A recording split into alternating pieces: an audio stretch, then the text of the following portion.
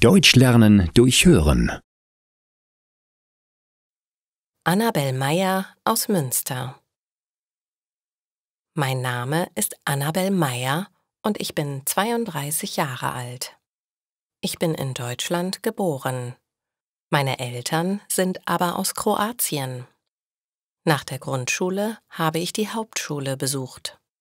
Danach habe ich eine Lehre als Bankkauffrau gemacht. Seitdem arbeite ich in einer Bank. Dort trage ich jeden Tag einen Anzug oder einen langen Rock mit einer Bluse. So sehe ich professionell aus.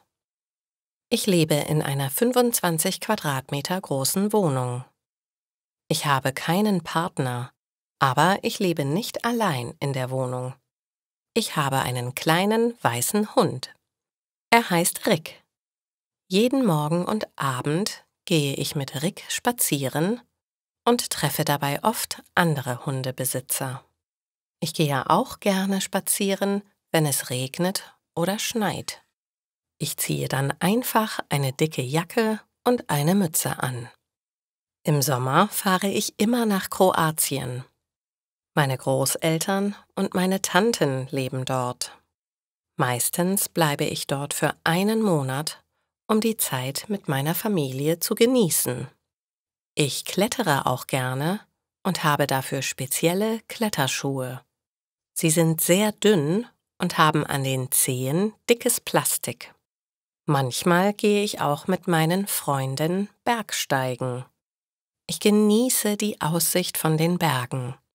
Die Natur in Deutschland finde ich auch wunderschön. Für das Bergsteigen habe ich Wanderschuhe. Die sind sehr stabil. Mein Hund Rick kommt auch immer mit auf den Berg. Er ist dann abends sehr müde. Und ich auch. Deshalb mache ich mir nach dem Sport einen Tee. Rick und ich genießen die Zeit auf dem Sofa sehr.